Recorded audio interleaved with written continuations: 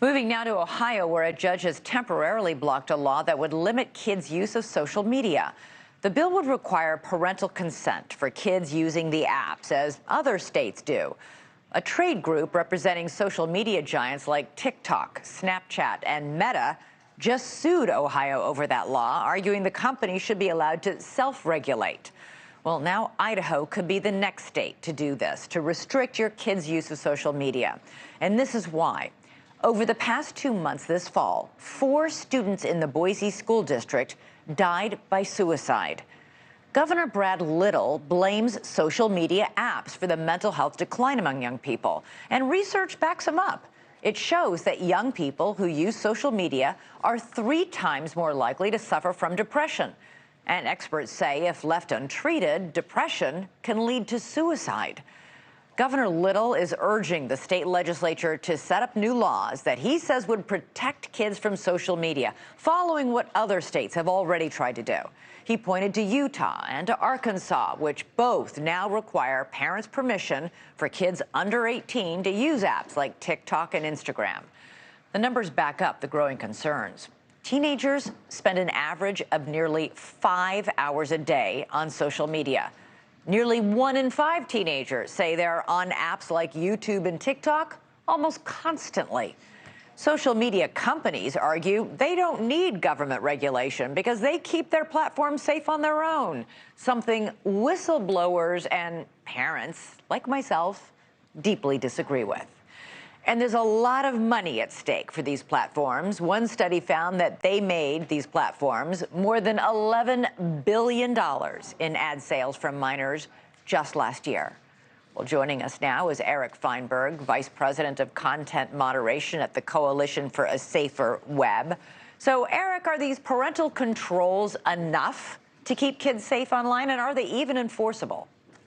No, they're not enforceable. You know, and I was thinking about, before we came on, I want to use an analogy of the 737 MAX that for the second time now has been grounded by the FAA.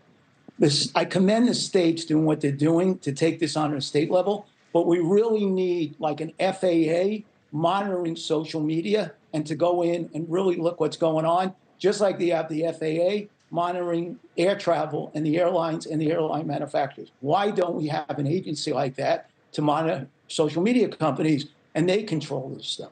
Here's what I don't understand. We had, a whistleblower from Facebook go in and testify to Congress about the algorithms that endanger kids and the fact that the company knew there was bad stuff going on and did nothing for it. There was a lot of publicity about that testimony and a lot of hand-wringing about it, and then nothing happened. Yeah, and it's because we know especially that the tech companies have one of the largest lobbying groups in the country, and they lobby against it.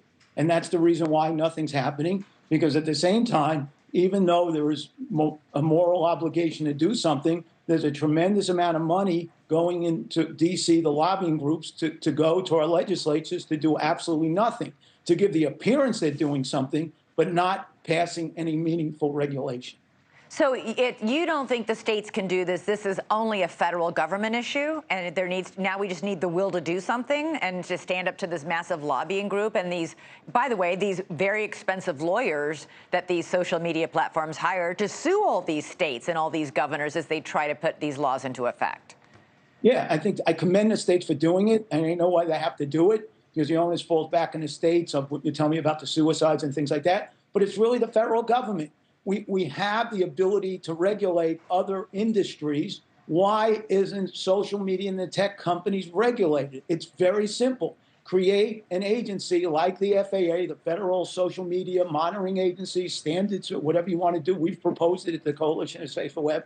And then you have standards that these companies have to abide by, and then send people in, like you have airline inspectors and auditors to come into these social media companies to identify and fix these problems. So, Eric, I have to say, I'm kind of in shock that the social media companies continue to make the argument that we don't need policing, we can self-police. Clearly, they haven't. The statistics are there. We know that these kids are spending more and more time on these social media apps. We know depression is way up, especially among teenage girls, but also very high among teenage boys. And we know that a massive depression like that in adolescence can lead to suicidal ideation. I don't understand, with that much hard data, how these social media companies can continue to argue with a straight face that we got this, we don't need to be regulated, we'll make it safe on our own. They don't care. And you had a graphic on before. Why should they care? $11 billion, you just said, in advertising revenue.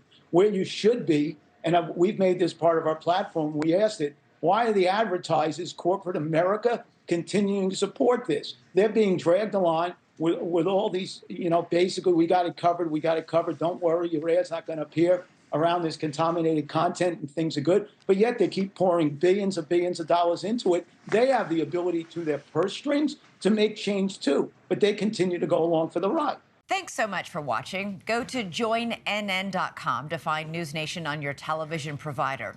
And don't forget to click the red subscribe button below to get more of NewsNation's fact-driven, unbiased coverage.